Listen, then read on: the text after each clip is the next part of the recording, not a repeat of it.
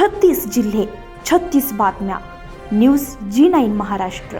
उत्तर तुमच्या प्रश्नांची.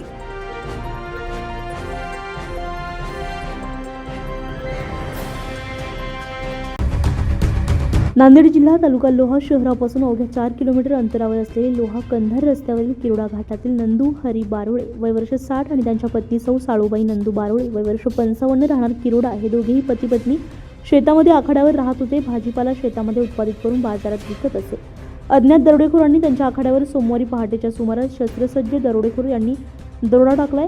यामध्ये दरोडेखोरांनी आखाड्यावर मुक्कामी असलेल्या वयोवृद्ध दाम्पत्यावर प्राणघातक हल्ला करून त्यांना रक्ताच्या थारोळ्यात बेशुद्ध अवस्थेत पडलेलं पाहून त्यांना मृत झाल्याचा समज करून त्यांनी दागिने आणि रोख रक्कम लुटून दरोडेखोर पसार झाले अशी माहिती समोर आली आहे. किरोडा गावामध्ये बारोळे कुटुंबाचा विवाह सोहळा होता. विवाह सोहळ्याचा निमंत्रण सांगण्यासाठी बारोळे कुटुंबातील काही लोक आकड्यावर गेलेले होते.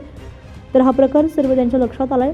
नंतर घटनेनंतर सकाळी गावकऱ्यांना हा सर्व प्रकार लक्षात आल्यानंतर त्यांनी तातडीने मदतकार्य सुरू केले.